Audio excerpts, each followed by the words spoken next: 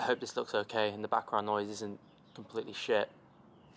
So last week I spoke to Josh and Dan from Monasteries. They've got a new single coming out called Digital Suicide, so we spoke a little bit about that. Spoke a little bit about their previous singles they put out and how they almost got arrested. Not clickbait.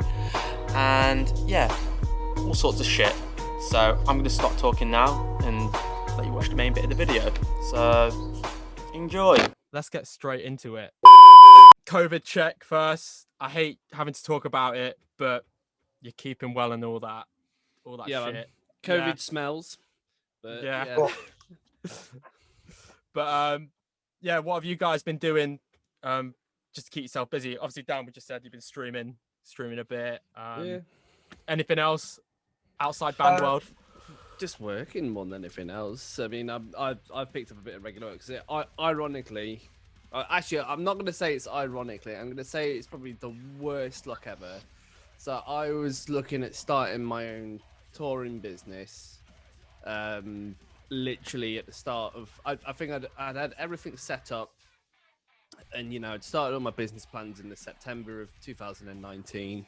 Yeah, just getting it all ready so I could get my business loan.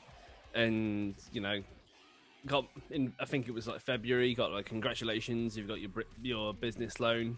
I was like, oh, great. And then obviously you've seen on the news about these reports, and like, oh, that's a bit shit sort of thing happening. Over the other side of the world. And I found the van that I was after. And I got all the money from my business loan, and then sod's law. Literally, I think a week after I put the deposit down for my van, and I put the deposit down on my van, and then they said, like, we might have to cancel all the shows or like stop doing shows. I was like, okay, this sucks a bit. Yeah. Went and bought the van. Lockdown the next week. I was just like, fantastic. And then obviously they said, oh yeah. I thought, okay, this might, I'm not going to say obviously it doesn't work in my favor, but it means I've got time to get the van ready and, get everything sorted, no issues, and then so we're all ready for when we come back in September. Just obviously just drawn on and on and on. And all gone to shit, man. So yeah, it's just shit. So like, so I've actually been, just been doing like bits here and there sort of thing, like just trying to I've been delivering like plants for like a garden centre in this, like, I'm driving this like Luton van, like literally all around. I'm being a super spreader basically, but I'm not really. Deliveroo for plants. I'm literally like a Deliveroo for plants, but literally driving to literally every end of the country, just like delivering like bedding plants basically. And it's actually quite a chill sort of thing. Obviously not what I want to be doing, but it's a good laugh. Yeah. More than anything else. I say it's a good laugh. I'm the only one in the van, so I must be going just completely stir crazy, just laughing by myself. Yeah. Fair enough, man. What about you, Josh? Anything? What have you been up to? I've just been working like constantly, and I think like in my spare time I've just been practicing to kind of push myself further as a vocalist. I've been bashing like the Soul series a lot. Not really much at all. I've kind of gone overboard with buying collectibles, and I will flex this now. Josh uses further. Hold on, really I'm going to give you your own frame for this. I saw this on your Instagram. This looks sick. Don't you have the Stormtrooper as well? Is it Stormtrooper? Yeah, I had the first order Stormtrooper. The red one. Right behind me, I had Thor's hammer.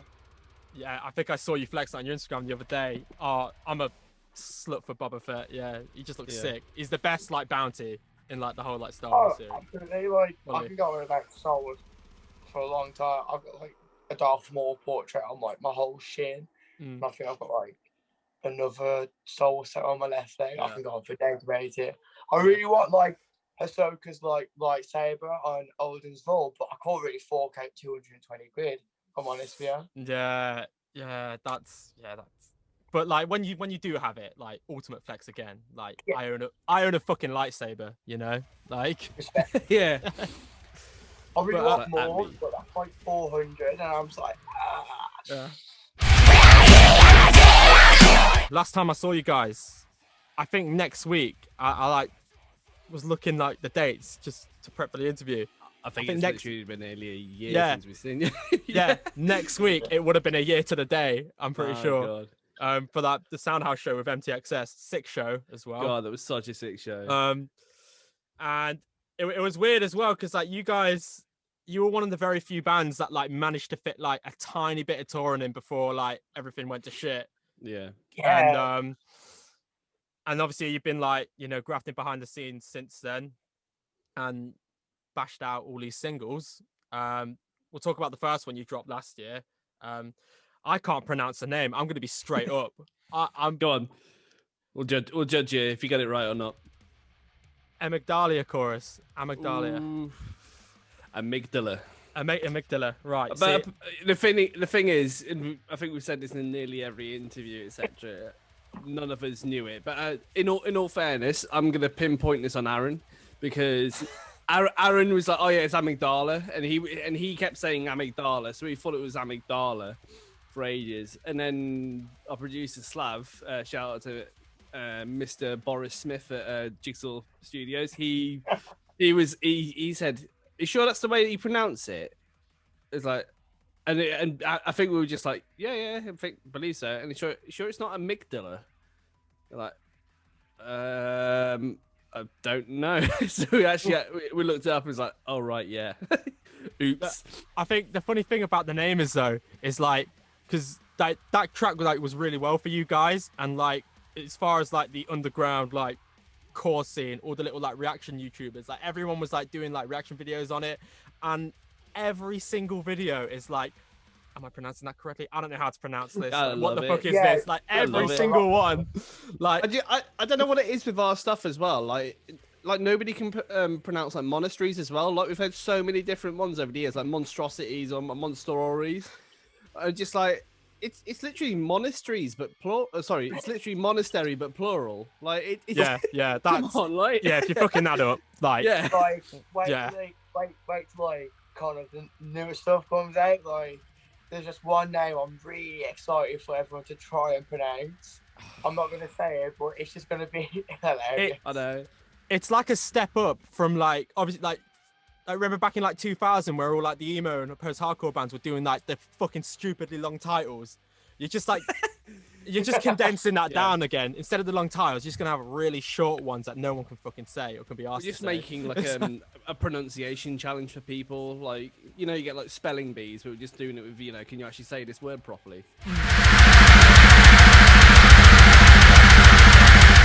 That was a fun one because I think we wrote some of that like before the whole lockdown happened. So like we were made to like hash that one out, and I think like that might have been like one of the first tracks we finished demoing, including the vocals that was on it. But the making of the video as well, that was also hilarious. That was a fun day. Long story short. Oh yeah, wait, yeah. Is the video for that one? Is that the one where you lot are like around the table and shit? Yeah. Yeah, yeah. There's also the lead up to before that where these bunch of dummies got arrested. But I do not believe what these guys say. I fully know that they were going down the motorway with this toy gun, basically just brandishing it about like that, like pretending. Oh, no.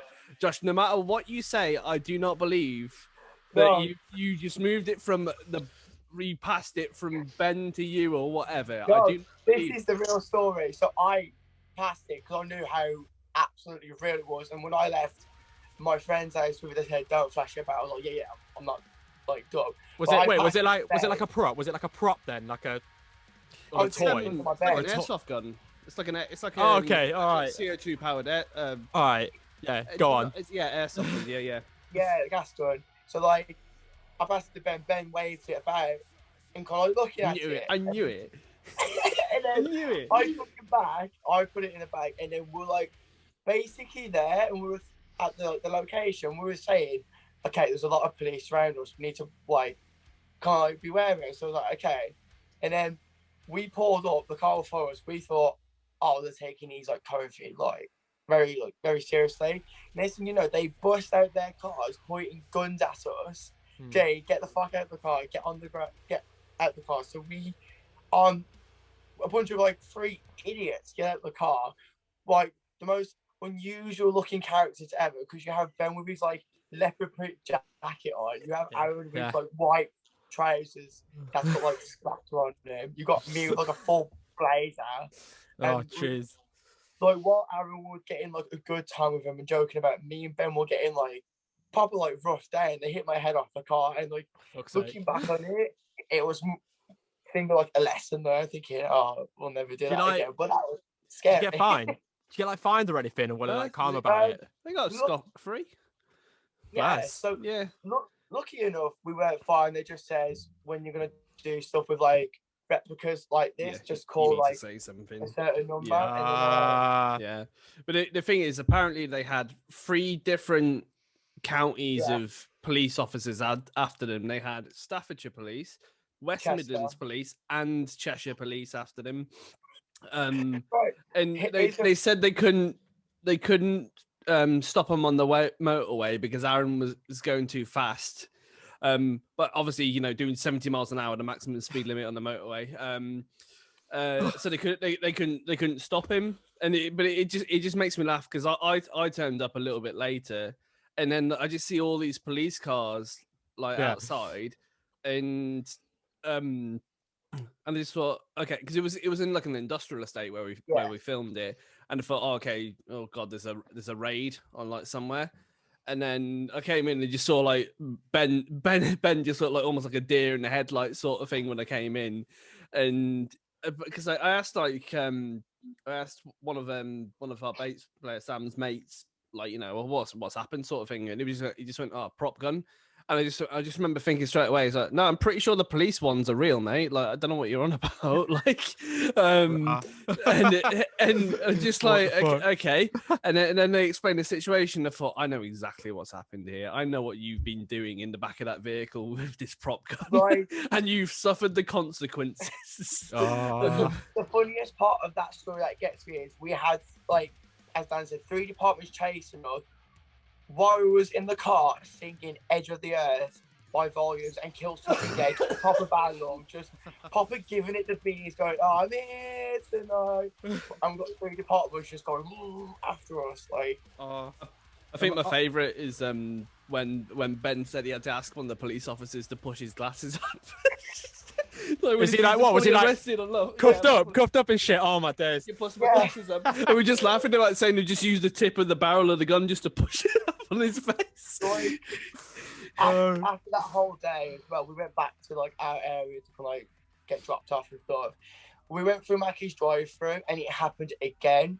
But like it was their fault on their behalf because they didn't take the track off the car. Yeah. Okay. So like I got like detained in McDonald's drive-through in front of like people I work with or have worked with, and they just looked at me, and I just felt like it was like the word of mouth framework for the whole 2 weeks. It's the whole thing. I got like, oh shit, Josh got the police on him. Oh shit, yeah, Josh got Josh. He had to look like a bad man outside his work. None of his managers messed with him after that, like. Probably got a promotion after that, you know. I think he funny did. Yeah. Oh, yeah, you're gonna promote me, yeah? Yes. I thought Get my boys on you, yeah? I thought my manager was gonna fire me. Like he was looking very like sus, just like wiping the surface, like giving me eye contact. And he was like, Josh, you need to speak to you. I was like, oh shit, here we go. I'm about to get the sack, boy. He goes, I'm promoting you. And I'm like, yeah. There's an insight of how to get promoted then within there, carry a fake gun around. Carry a fake gun. Give me this fucking job, like. So like, allowing trade stories more based off like life lessons. It's kind of like we've pretty much all been in the situation where we've been like some sort of relationship, whether it's families, friends, or like lovers, where the other person is a bit like in denial, and they always like kind of point out you as to blame, and like it's just kind of talking about how like there's actually like no age in the relationship. Like we're all as bad as one another. We're all shit human beings, and we can be. And it becomes like, from my personal experience and probably like the band members' personal experience, that we've all been in that situation. So it's just kind of like how I thought, oh, how can I get something that resembles that into a video, and like the kind of Russian roulette kind of thing kind of fit perfect with it, because it's kind of like we're gonna sit around a table and we're gonna like at like what's going on, but we're also gonna like force each other to actually play the game. So none of us die by this creature that's like walking around this room, is like looking, because like if we don't play, all of us are screwed. So it's all basically about that. But like it was a fun one because like I was thinking kind of like appearance wise, like how can I kind of make how I felt during that period of my time into like an outfit. And that's where like the kind of like the hardness came from as well, because like those things aren't like, they're not comfortable to wear at all, and they're kind of like claustrophobic, and it can be in that sort of situation. That's how you feel because you can't get out, and like that's what I think felt perfect. I just wanted an opportunity to shoot Ben, if I was honest. Yeah, like when I wrote the script, I was like, Dan is absolutely gonna love this. Yeah, just thought, just inflicting pain on fellow band members. Just why not? Give as good as they get.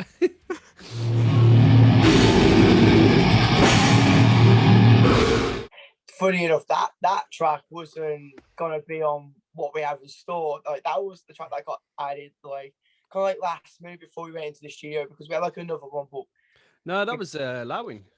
Allowing was. What was it? Yeah. No, one. Yeah. Oh, my bad then. Oops. But yeah, fake news, Josh. Like that, even if that track is like in your face, but the concept on that is, it's like kind of a continuous thing from forced apathy, like being made out what you're not, but like it's kind of more pushed into kind of like a digital world. Whereas like, as an example, I can go online and go, oh, Dan's a complete like utter arsehole, and like 6 other people who don't know him will join in. And it's all based out that way. You can kind of lose yourself in that digital world, and you could be made out to be someone you're not. And a lot of that song came from like a very shit situation that I had to deal with kind of like last year. And like when I was tracking vocals for that, like the end bit to that track where it's like, you won't tell me, like that part was probably like hitting home, and like it was probably like making me big sad boy. But like I think how angry it sounds just shows how like fucked that situation is, and how it can actually damage someone's life. Because like I think that's the one thing, especially with like, you know, talking about, you know, what these people put online sort of thing. There was I always kind of hark back to it, like talking about that sort of thing. But you know, when people post about other people online, no one massively pays attention that much, especially when it comes to band stuff as well. Nobody pays attention to any of the positive comments. They always see and focus on the negative comments. And those are the ones that always stick with people. It's like it's kind of like bringing it to like cancel culture and like shit like that, really. Because it's easier to be a dick than it is to say something nice. Yeah, that's it. But it's the anonymity behind it as well, more than anything else. Like, you know, I think, you know, not delving too deep into like the whole thing with cancel culture. There's been some really good aspects that have come out of it. You know, a lot of people that, you know, deserve to have been called out for their shit. You know, out for their shit.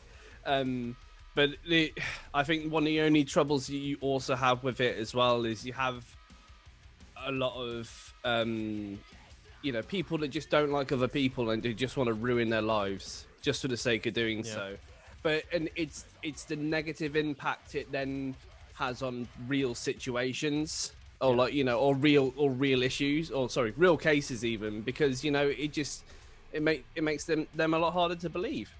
And that's, I think that's what's, you know, really sad about, you know, the whole thing.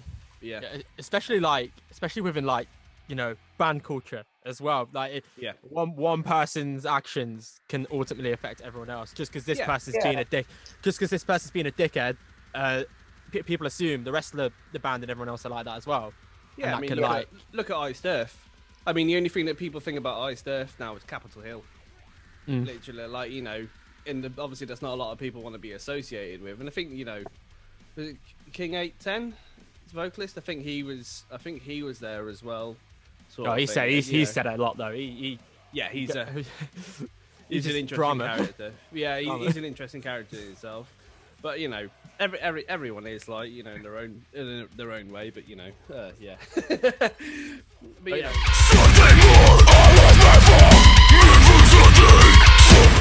You guys finally got signed. Tell us what it's been like working with Seek and Strike. Nothing but good. It's absolutely fantastic. Like, you know, I think when we first started talking to them, and you know, I think we were just on the same page straight away, because the great thing about them is they like to work really closely with the bands that they sign, and they work it a bit differently as opposed to, like, you know, saying, "Oh, you're signed. Here's some money. You do that or whatever." They've not got like a massive roster, really. Yeah, like I remember, double checking when you guys got signed, because obviously the only band I really knew that was on there was Upon a Burning Body. Yeah. So they're like the big name, and when I was like going through the label, I was like, oh wait a minute, this is like, it's like, yeah, quite small. I guess that's good though. Like you said, they can like pinpoint their time and dedicate it to like one person at a time, and not have like shit go wrong. Yeah, it's really good. Like, it's I think it's a better working relationship in a sense. You know, I mean, obviously I don't have the experience of a bigger label, like a big label, to know, you know, what the difference would be, but I can imagine, like, you know, it's a case of like, if I wanted to talk to them, it's so much easier to do, and that's what I'm really happy that I can do with these guys, you know. And it's and I think it's just, you know, the potential that they can push us to is going to be absolutely fantastic. Were you guys, when you had like how long have you been sitting on these tracks for? First question, it's kind of two-part question. How long have you actually been sitting on them for? A few months now, I'd say. Now. So like, did you have them ready before the label then, before they like approached you, or you approached them? I think we had most of them ready. I think in terms of our like writing process and that now sort of thing, we tend to write ahead more than anything else now. Like, you know, it's just being prepared. It makes life easier, sort of thing. Anyway, it's like, if you thought, like, if it was like, okay, we're going to do an EP next, it's like, okay, we've got these collections of songs, but now what we'll do as well in terms of the writing, we'll also we can go back to songs that we didn't. Also, we're like, nah, maybe this isn't quite right, sort of thing. But then we can use parts of those songs as well. That was like, this would be sick, and this would fit. You could almost do, like, you know, a mashup of one song, just from a load of songs that, you know, they've all got really sick bits, but as a whole song, it doesn't work together. If that makes sense. What they call the riff graveyard, the riff graveyard. Yeah. Ours is quite a big graveyard. But yeah. Did you guys so when like you had like these set of songs, let's say, were you actively, you know, looking for label support, or did they like kind of approach you? What was the inner workings for that? I think it's through a manager. I think he reached out and said, "Oh yeah, Seek and Strike want to talk to you guys," and then me and Josh got on a phone call with them, with James, our manager, and it just all went from there. Yeah. So it's this very was quick, unexplainable feeling, because like you can like say like you're now like label mates with Upon a Burning Body, a band that majority of us were listening to in high school. I think I'm trying to say that I was listening to in high school, but I'm just because you are like 12, so you know. Yeah, I couldn't find this shit when I was like, I'm still 4 out of 10. I'm going to 22. Still here. For me to speak to you, Josh, I just wanted to take the opportunity to say you're out now. So thank you very much. Yes! Exclusive. Josh is kicked out. He's past his prime. We need someone that's 20 years old again, not 22. Facial hair, isn't it? I think I've stolen pretty much all the band's facial hair, to be honest. I think I like, no diss on everyone else, and then correct me if I'm wrong, Josh, but I think I'm the only one that could properly grow a beard. What's that? Actually, Sam can, but he looks a bit like Uncle Albert when he does it. I think yeah. To be fair, I think when I saw you last, you were all pretty clean cut, except you, Dan. I can't be clean cut anymore. This is just laziness. This is laziness. This is just complete breakdown or something.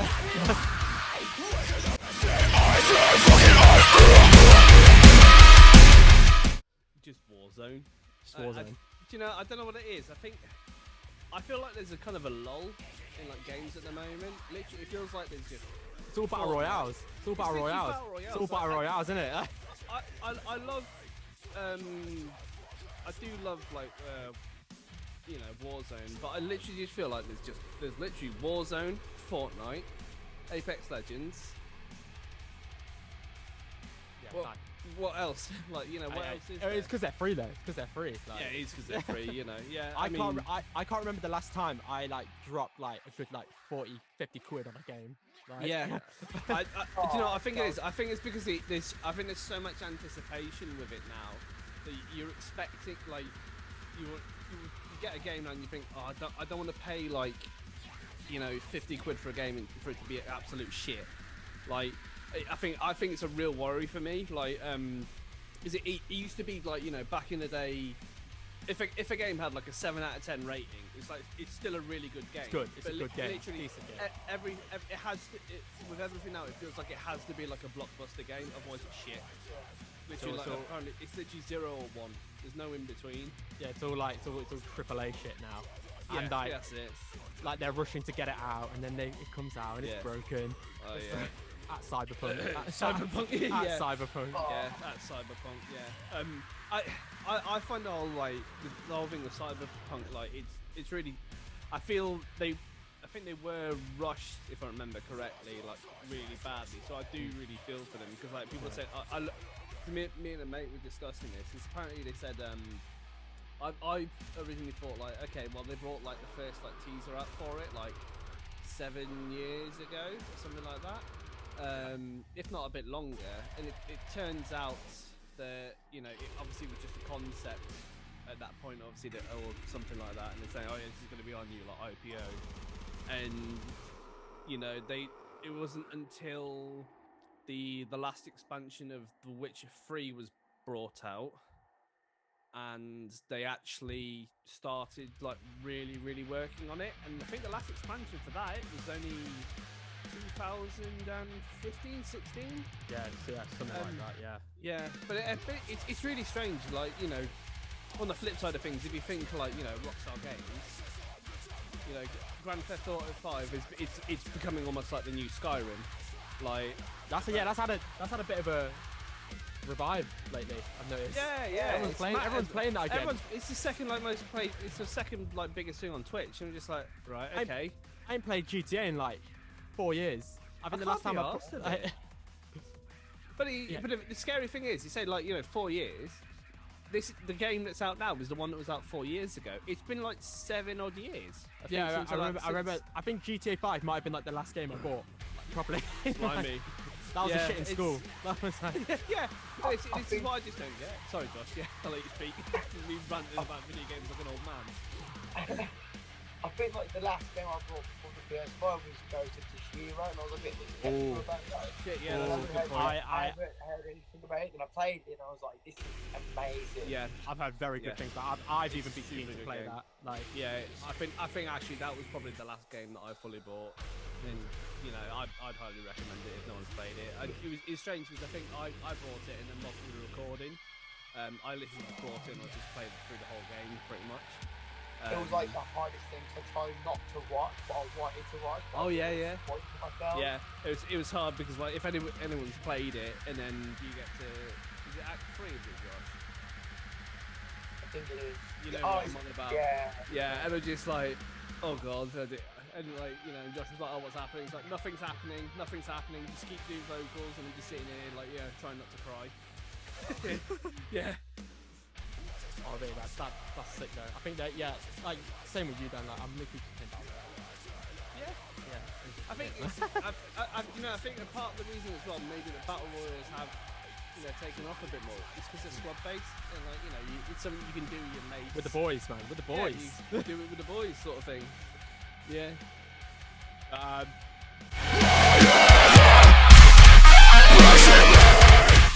For me, I'm going to say it's been Hollow Front's last album, Loose Threads, and what's the other one as well? I've literally just got opened Spotify actually. You can do that. You can get your phone, scroll through Spotify. That's what we do. That's what everyone does.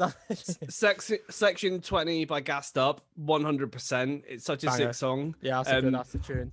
Proper fish mouthing along to it because I can't, rap that fast. And I can't wait to, potentially do that live as well.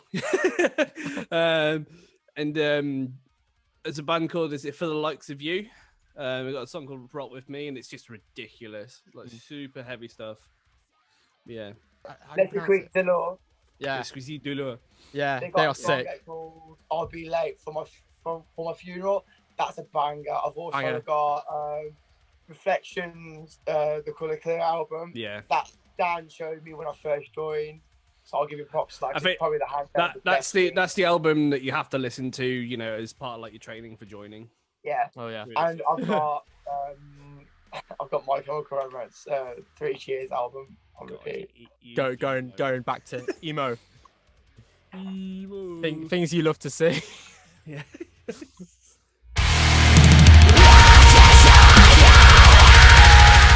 Tell the people what you've got coming up. Obviously we've had the Slam Worldwide tour that's coming up. We're doing the Leicester date again, so it'd be cool to see you lot. Hopefully. What else you got? I think we've got, I can't pronounce it. I think it's the Hairy Festival in where is it? Hairy Metal Festival, which is in the Netherlands. Yeah. Oh, it's gonna be a mad show. Body Snatcher on that as well. Yeah. Yeah. Who else is on that? Sleepwaker, Within Destruction. Distance. Yeah, that was it. That's it. Yeah, Within Destruction. I'm trying to remember who else. Yeah, I was trying to remember the headliner, and yeah, it was them. Yeah. We've got a couple of shows with Tenside, and fingers crossed, we've got Tech Fest. Yes. Yeah, I know. I was so keen to see you guys at Tech Fest last year, but unfortunately, man, Tech Fest is like a tradition now for like me and like this channel. We go Tech Fest, chat to a couple man, and then we like see some sick bands. Like, what really stresses me out is obviously like in last year when I literally thought just nothing could get any worse. The first time, like literally, Reflections are one of my favorite bands of all time. First time they ever coming, across the ocean to like Europe and the UK. Coronavirus hits. So just like this can't get any. Of course, it fucking happens. Like the only time. Are they on it again this year? Are they? I should probably know this. Yeah. Oh, that's cool. Yeah, because they managed to like secure like basically the whole lineup. I remember 90% of it anyway. We so got On a Burning Body on the Sunday as well, which would be fucking class as well. Mm-hmm. Seeing Nova would be cool. I really want to see the new album cycle. Oh, I saw them on the Birmingham date. I went to the Birmingham date actually of the tour, the album release tour, and yeah, it was levels, man. They're a whole new different breed live. Oh, absolutely. I remember seeing them like opening for Oceans at Alaska and Fathoms like years ago. Like, I remember that tour. Years. They've just. That's pretty mad. Yeah. Isn't it? Obviously we got the new single as well. Comes out next week. Is it next week? 29th, isn't it? Yeah, 29th. 29th. So yeah, check out Digital Suicide and that. And I know did I say the 29th? There isn't a 29th. We're in bloody February. 26th. God, there we go. So you are right. It is next week. It is next week. I'm just testing everyone. I let that go in my head as well, to be fair. See if they know how many days are in February, because obviously I clearly don't. Oh, don't worry, Ben's the same. Another leap year. Another leap year. It's fine. And that is the end of the video. If you made it this far, thank you so much for watching. Be sure to like, subscribe, all that YouTuber bullshit. If you're watching this on the day this is uploaded, Digital Suicide comes out tomorrow on Spotify and everything, so be sure to stream the shit out of that. And yeah, we'll have more little videos like this soon. Thanks for watching.